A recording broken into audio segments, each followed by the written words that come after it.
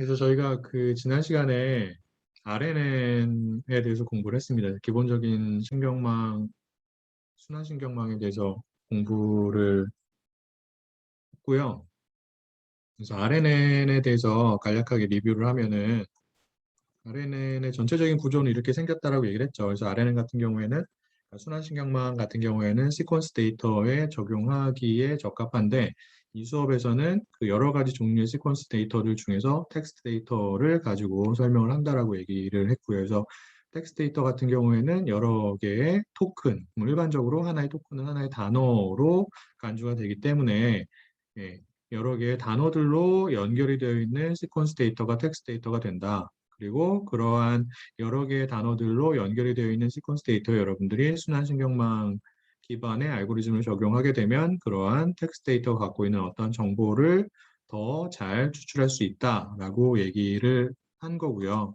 그래서 RNN 같은 경우에는 그 하나의 레이어가 되는 거죠. RNN 층, RNN 레이어가 되는데 얘는 우리가 피드포워드 뉴럴 네트워크에서 배웠던 기본적인 신경망 모형에서 배웠던 은닉층이랑 굉장히 유사하다라고 얘기를 했어요. 그래서 은닉층과 유사하게 여러 개의 은닉 노드들을 가지고 있다라고 얘기를 했는데 기본적인 은닉층이랑 갖는 가장 큰 차이가 무엇이라고 얘기를 했냐면 은닉층은 입력되는 데이터에 한 번만 적용이 되는 반면에 RNN층 같은 경우에는 입력이 되는 데이터에 순차적으로 동일한 RNN층이 반복적으로 여러 번 적용이 된다라고 얘기를 했습니다. 맞을까요?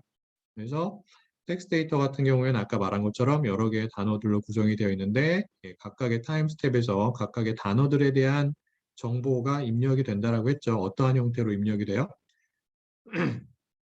단어들의 정보가 그냥 입력이 되는 게 아니라 저차원의 벡터 형태로 입력이 되는데 이러한 저차원의 벡터를 우리가 임베딩 벡터라고 한다라고 얘기를 했어요. 임베딩 벡터가 갖고 있는 각각의 원소의 값도 여러분들이 학습을 통해서 최적의 값으로 학습을 하게 됩니다.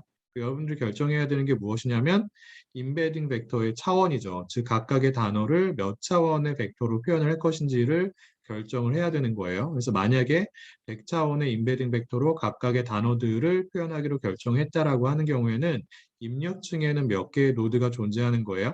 입력층은 각각의 타임 스텝에서 입력이 되는 각 단어의 임베딩 벡터 정보를 입력을 받아야 되는 거죠. 그렇기 때문에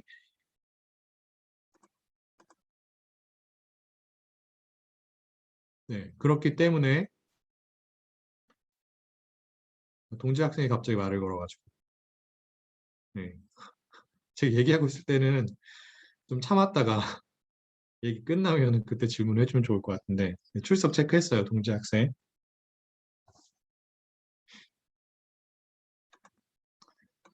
그래서 입력층에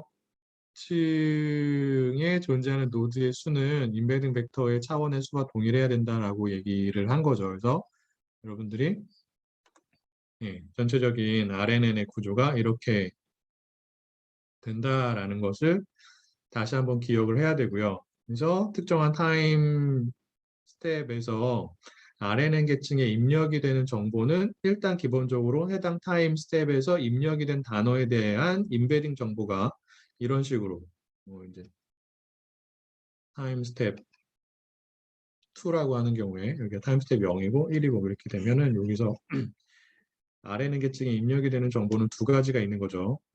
해당 타임 스텝에서 입력이 된 단어의 임베딩 정보가 입력이 되고요. 그 다음에 그 정보만 입력이 되는 게 아니라 이전 타임 스텝에서 출력을 하는 RNN 계층의 결과물인 히든 스테이트 벡터, 여기서는 H1이라고 표현이 된 거예요. 얘가 이렇게 입력이 돼가지고 그 두 정보를 다 사용을 해서 해당 RNN 계층의 또 다른 출력물을 도출을 합니다. 또 다른 히든 스테이트가 되는 거죠. 그래서 H2라고 표현이 되어 있어요. 그래서 이러한 과정을 계속 반복을 해가지고 최종적으로 해당 RNN 계층에서 다음 층에는 또 다른 은닉층이 나올 수도 있고 아니면 출력층이 나올 수도 있다라고 얘기를 했죠. 다음 층으로 넘어가는 최종적인 정보는 얘가 된다. 그래서 하나의 벡터 정보가 다음 층으로 넘어가게 된다라고 얘기를 했어요. 기본적으로. 하지만 각각의 타임 스텝에서 적용이 된 RNN 계층이 리턴하는 이러한 히든 스테이트 정보를 모두 다 다음 층으로 넘길 수도 있다라고 얘기를 했죠. 그래서 케라스 같은 경우에는, 텐서플로우 같은 경우에는 각각의 타임 스텝에 대한 히든 스테이트 벡터 정보를 모두 다 사용하기 위해서 혹은 모두 다 출력을 하기 위해서는 심플 RNN이라고 하는 클래스의 생성자 함수가 갖고 있는 파라미터 중에서 return sequences라고 하는 파라미터의 값을 true로 설정하면 된다라고 얘기를 했고, true로 설정하게 되면 h0부터 ht-1에 해당하는 모든 히든 스테이트 벡터 정보가 다 리턴이 되는데, 우리가 그렇게 리턴이 된 모든 히든 스테이트 정보를 두 가지 방법으로 이용할 수 있다라고 얘기를 했습니다. 그래서 이어붙이기를 해가지고 전체적으로 굉장히 긴 하나의 벡터로 만들어서 다음 층으로 넘길 수도 있고요. 아니면 평균을 내가지고 다음 층으로 넘길 수도 있다라고 얘기를 한 거죠. 맞나요? 그리고 RNN층을 순차적으로 여러 개를 쌓을 수 있다라고 얘기를 했어요. 이렇게 순차적으로 여러 개의 RNN층을 쌓은 RNN 구조를 우리가 뭐라고 부른다고 얘기를 했었죠?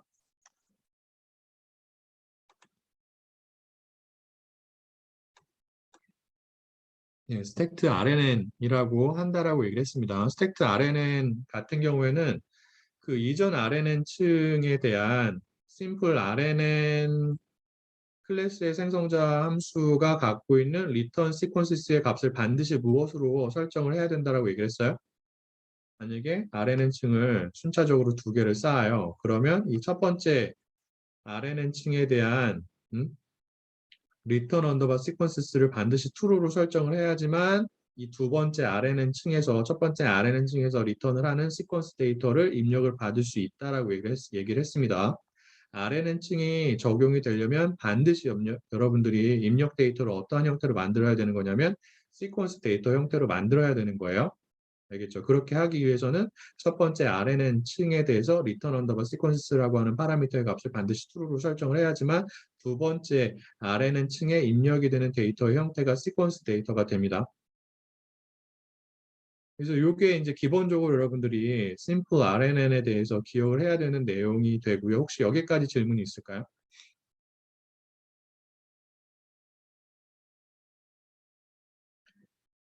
자, 이러한 기본적인 순환 신경망 모형이 갖는 가장 크리티컬한 문제가 무엇이라고 제가 얘기를 했죠? 지난 수업 시간에 설명은 자세하게는 안 했어요. 근데 간단하게 어떠한 문제점을 가질 수 있는지에 대해서 언급은 했었죠. 혹시 기억이 날까요? 그쵸?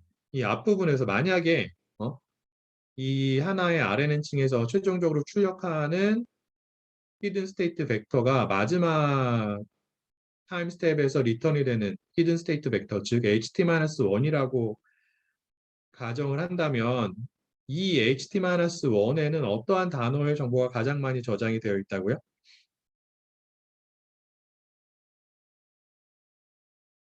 음? 마지막 단어에 대한 정보가 가장 많이 저장이 되어 있어요.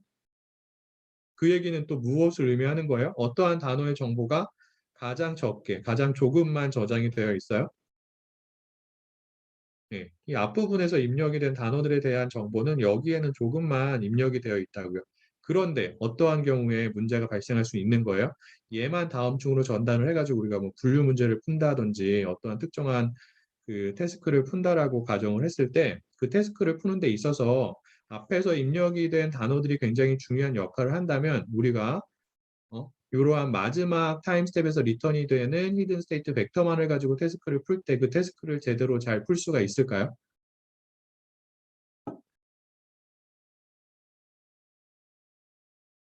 잘 풀 수가 없겠죠. 왜? 심플 RNN 같은 경우에는 앞부분에서 입력이 된, 즉 오래전에 입력이 된 단어의 정보가 그 다음 층으로 제대로 전달이 안 되는 문제를 갖고 있는 거예요. 이러한 문제를 뭐라고 한다고요? 장기 의존 문제라고 우리가 일반적으로 표현을 합니다. 알겠어요? 장기 의존 문제를 다시 한번 좀 보면 네. 그래서 기본적인 순환 신경망 모형 같은 경우에는 크게 이제 뭐 언어 모형으로 사용이 될 수도 있고, 뭐 분류 문제를 푸는데도 유용하게 사용이 될 수 있다라고 얘기를 했는데, 언어 모형 같은 경우에는 제가 뭐라고 얘기를 했죠? 언어 모형이 뭐예요?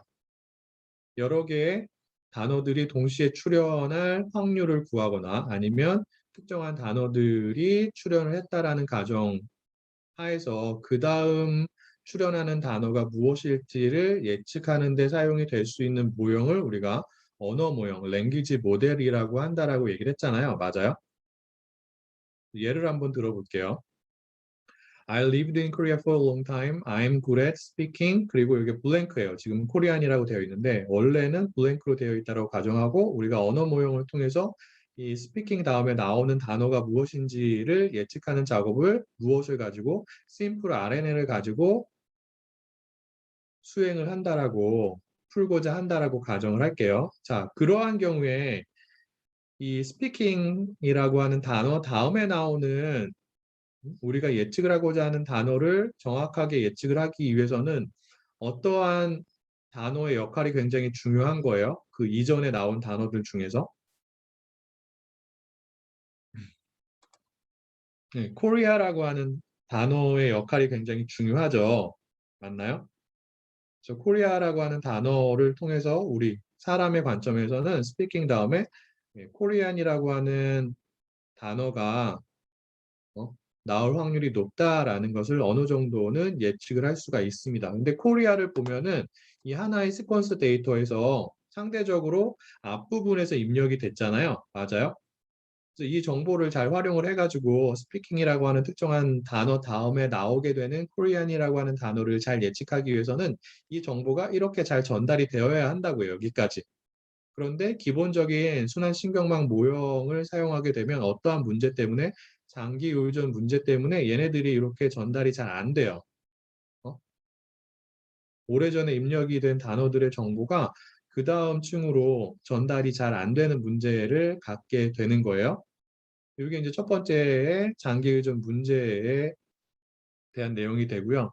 그 다음으로 또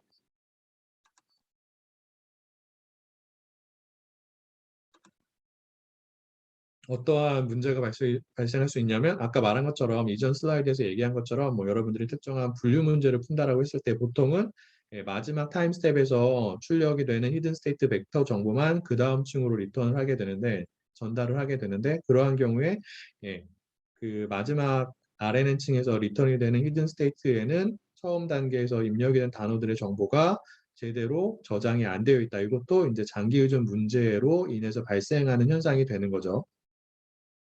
예. 그래서 이러한 문제를 해결하는 게 굉장히 중요해요. 음? 그러한 문제를 해결하기 위해서 크게 두 가지 종류의 알고리즘이 새롭게 제안이 됩니다. 첫 번째가 무엇이냐면 LSTM이라고 하는 알고리즘이 되고요. 얘는 이제 Long Short-Term Memory라고 하는 알고리즘이고 얘도 역시나 마찬가지로 순환신경망 기반의 알고리즘이 되는 거예요. 그 다음에 GRU라고 하는 알고리즘이 존재합니다. 얘는 Gated Recurrent Unit의 약자예요. 그래서 이 둘 다 어떠한 문제를 해결하기 위해서 제안이 된 알고리즘 혹은 모형이라고요. 기본적인 RNN, Simple RNN 알고리즘이 갖는 장기 의존 문제를 해결하기 위해서 제안이 된 알고리즘들이 됩니다. 그래서 이 중에서는 보통 일반적으로 LSTM이 더 많이 사용이 돼요. 그래서 여기서는 LSTM을 기준으로 설명을 할 거고 GRU가 LSTM과 비교해서 어떠한 차이를 갖는지, 어떠한 장점과 어떠한 단점을 갖는지 이런 내용은 간략하게 언급만 하고 넘어가도록 하겠습니다. 자, 그리고 여러분들이 또 중요하게 기억을 해야 되는 게 무엇이냐면 심플 RNN이 갖는 그러한 장기 의존 문제가